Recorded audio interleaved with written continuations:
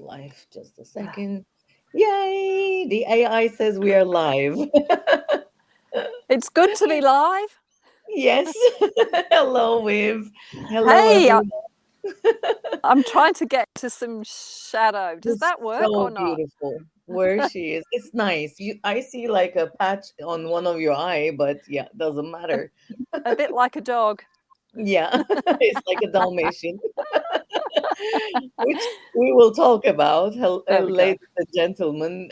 This is Access Certified Facilitator Viv Adcock, joining us from Noosa, Australia, a beautiful paradise, as I see from everyone's sharings.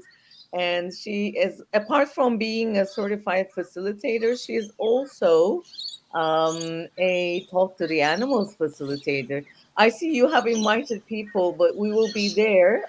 Just you and me. Shall I still have anyone who joins into our square, or I? I mean, anyway, let's go ahead. Let's go. Yeah, and this is a group. This is the sixth guest actually on global perspectives on presumptive and reactive realities. And I want to ask you questions about when it comes to animals because this is your specialty. Yeah. Viv is Talk to the Animals facilitator. Also, you train certified facilitators to become Talk to the Animals facilitators, right? Yeah. So, Along with Susie. Yes. along with Susie Gotzi, yes, and they have a class coming up soon together. But when we talk about presumptive realities and reactive realities with animals, what is the first thing that pops into your mind that you would like to share with the listeners? A new way, a different way, a different perspective to look at it. Only one. Yeah. Of I course. think. I think for me, at the very top of the list, it would be that a lot of people who have animals, care for them, own them or whatever, they just assume that they're just this dumb lump. A Yeah, lot of them don't receive the animal and the contribution and the infinite being that the animal is. So a lot of yeah. people treat their animals as less than them. That would probably be my thing. The presumptive realities that they don't, the animals are dumb or they're stupid or yeah. So Mhm. it would be that they see them as less than. Yeah, yeah, that's one prison until access. I think although I'm an animal lover, I still had the point of view that they were less than, because this reality teaches you you're the one Yeah. thinking, you're the one deciding, so you are the one who is greater. Yeah. And how actually I had a few intro classes with Talk to the Animals and Conscious Horse, Conscious Rider, just an intro, not the whole thing. And I learned so much about myself and how I react and presume Yeah. things in my relationship to other human beings as well as animals. Can you also just tell us what your take on it is? What Yeah. yeah, That was beautifully said because that's exactly what gets revealed. A lot of people go, oh, I don't want to talk to animals. It's like, well, it is about communicating to animals, but the doors it opens to you and how you mm-hmm. function and what's, limiting you or what points of view you have that are keeping you stuck naturally, organically get highlighted. The animals just have this beautiful, I want to say soft. It's not, when you're facilitated by another facilitator or you have conversations, it can be, well, obviously it's verbal. It can be quite direct. But with animals, because they don't use our language, it's all energy. Everything that they try and illuminate or help us become aware of or show us is all energy. And so your muscle with perceiving energy and Mm-hmm. trusting what you're perceiving, it just expands exponentially. So Mm-hmm. yeah, that's Yeah, that's for me the gift beautiful. of the animal. And it could be an ant, it could be a bird, it could be a dog, it could be the cows. It's not just dogs and cats, which I think people assume That Yeah. presumptive reality is, oh, well, I don't have a dog or a cat, or I don't even like animals. So why would I even want to talk to animals? It's like, there's a presumptive reality. Exactly. And who Yeah, knows what presumptive reality and reactive reality of others, maybe parents or other lifetimes or whatever it is that yeah, has created that I don't like animals. Because what we are is we're communion with the earth and the nature and animals included. When you yeah. exclude any being, you're also excluding yourself, a part of yourself. Yeah, again, beautifully spoken. Totally that. Because what you judge, you can't receive. You know, what you judge, you separate from. So if you're saying you're not an animal person or you don't like dogs or cats, then what else are you cutting off from receiving? And I remember Gary talking about the specialty of talk to the animals, because he said if you have a connection, if you care about the earth, if you care about the planet, then Hmm.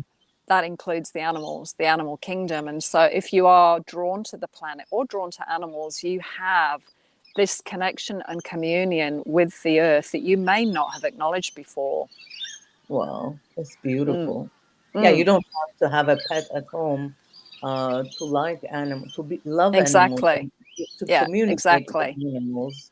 Yeah, That's a preference. It's a choice, but yeah. yeah, being in communion is a totally different thing.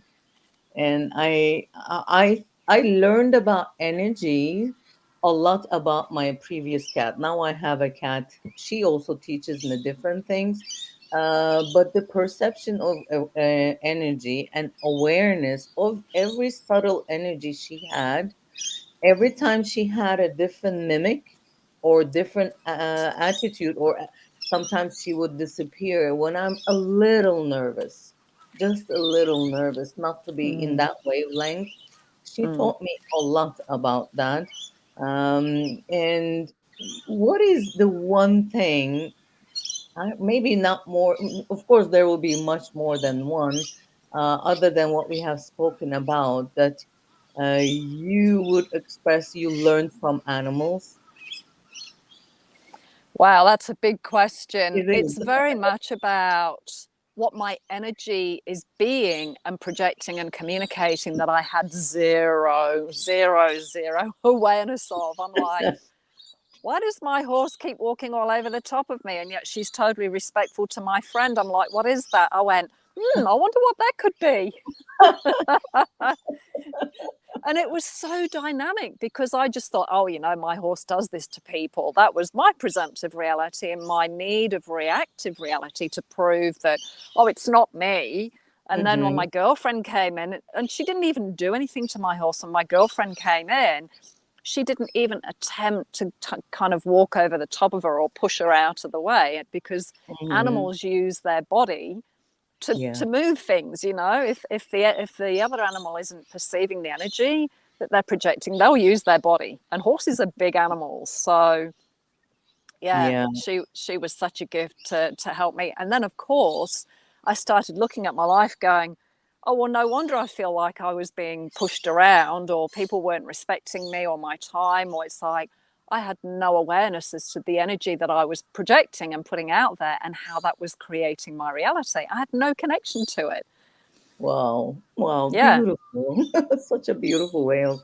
Mm. And many of the people, including me, up until Access Tools, I thought that we had, because we are the greater species, because we have our freaking minds, as if it works for something. Anyway, but we think that we have power over an animal Mm. that is around us.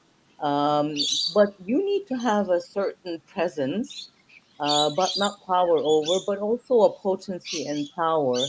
Can you talk about something that is not the presumed way of being in power with Yes. Yeah. animals? Yeah. I just had a great conversation with Gary at a Conscious Horse, Conscious Rider class. Oh, I don't know, maybe 10 years ago in Texas.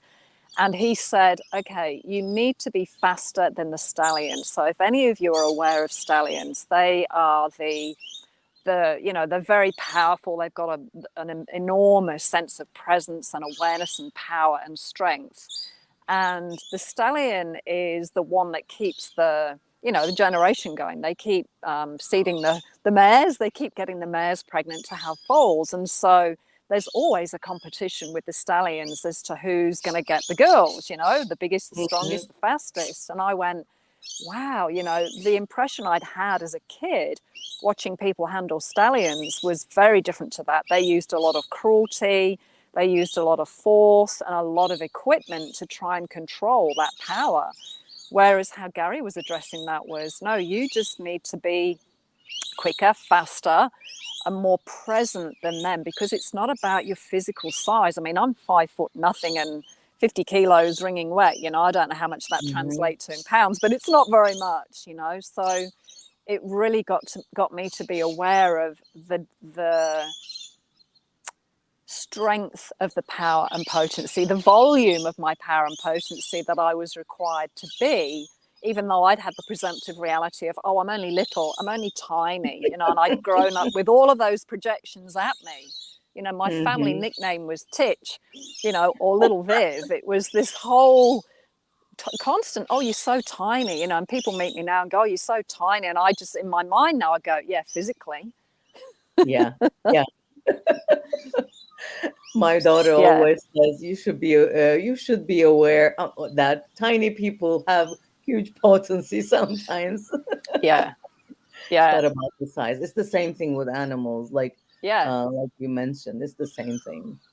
And it's an effortlessness. It's not, you know, this whole Mhm. concept of force with animals, like this power over that people do, you know, like bullies in school. It's generally the bigger guys or the bigger people that bully the smaller people. It's like it's got nothing to do with your physical size. It's all about that Yeah. presence and that energy and the energies that you're willing to be and play with, you know, the energy pools, as you're willing to play and embody those and use those Mhm. on a daily basis. You know, I used to hate going to like rock concerts or parties because you know, being short, I'd get elbowed and trying to get to the bar and whatever. And it used to really piss me off how the barmaid would just look straight over me because so I went, something has to bloody change here. This is not working for me. And then when I discovered the tools of access, it's almost like the parting of the seas now. When I walk up to the bar, there's this energetic, you know, repel energy that just like a magnet just pushes people, and it's like this path now starts to get opened up in front of me, and it's fun to play with, you know, where Yeah. before I was very much the victim. It's like, wow, once I discovered the tools of the energy flows and presence and just playing with that potency, dialing it up, becoming greater, becoming more, it's created a very different interaction now for me. And how beautiful is that? It is a different level of presence. Mm. When I'm around horses, I used to ride a few times. I rode horses, but with access and the tools, it's a totally different presence. The first thing was I tried to use my mind to know what to do, but it was not that either. It was just you being aware spiritually, Yeah. actually, like total Yes. presence and being aware of your surrounding. That requires you to expand and be aware of the animal you're with, yourself, and everything else. Mm. I think that kind of presence and awareness, it is a beautiful teacher. Yeah. I don't remember having it otherwise. Yeah, and then, you know, I often play with birds, wild birds, because to be, you know, the invitation energetically and not be a threat to a bird is a whole Mhm. other muscle to use as opposed to a horse or a cat or a dog, Yeah, you know. yeah. So I'll often sit on our veranda and I will invite the birds to come and sit with me. I mean, they've never landed on me, but they've come very close to sitting on the fence, maybe a meter away or 2 or 3 feet away from me. And these are Mhm. tiny little finches that are very flighty, you know, that are very reactive to people. So it's a Yeah. real beautiful thing to play with. So, you know, for any of you out there, it's like next time you're out in nature, where could you find to sit and see what bird life you can invite in? Exactly. We were Mm. having bar exchange with a friend of mine in a park yesterday, and there were all sorts of animals, turtles, which I never saw before in that particular park, colorful butterflies, Wow. different varieties of birds. I think it's the migration route, and spotted hawks, like white and creamy. They were playing around us. But what with bars, you are also in, so spacious. You can be an invitation, and the animals, I just realized, did not see anything as a threat with us, and they could land and go around us. It was Yes. magical. Yeah. So yeah, that is a good practice also to Yes. practice your communion and your communication without really saying anything, but by your presence. There's just a very quick story popped into my mind. This is Yeah. many years ago before I discovered the tools of access, and I was reading a book on shamanism, I think it was, and this, white American guy from New York or whatever decided that, he'd totally lost himself and wanted to refine himself, and he goes to somewhere in the Amazon and gets to know some native tribe where they had a shaman in Hmm. the tribe. And he walked with the shaman one day and he recognized that when the shaman was walking, none of the birds flew away. No matter where he walked, none of them, it was almost like they didn't perceive the threat that he was. And this white American guy goes, I want that. I want to be able to have that presence where I walk into the woods or the forest or whatever, and the birds and the animals don't feel that necessity to fly away. And the shaman said to him, well, it might take you 20 years. And I'm like, well, they don't have the tools of access consciousness. So there is a shortcut, ladies and gentlemen, if you'd like to play with this. You just be the question, what would Yeah. it take for the wildlife to show up for me? But just be aware if you're asking that question, you might get more than you bargain for wherever you live. Yeah. And there is, although it has quite a lot of prerequisites, Susie Gossi and Viv Adcock will be facilitating a talk to the animals class coming up in on April 20th, I think, Yes, quite yes, soon this month. And they do facilitate classes every now and then. You can follow Viv Adcock on her Facebook or Instagram. You have also, right? yes, Account. So yeah. thank you so much, Liv. That was such a beautiful conversation. And hearing all these birds around me as if they're like, yes, yes, yes, we're here too. So if I can, I'd just like to show you Yes, where I am. oh, So I please just do. came down to Noosa River. We're just about to go for a swim. Uh-huh. And over here, there's a lot of trees here. I don't know whether you can hear the birds, but Yeah, now they're quiet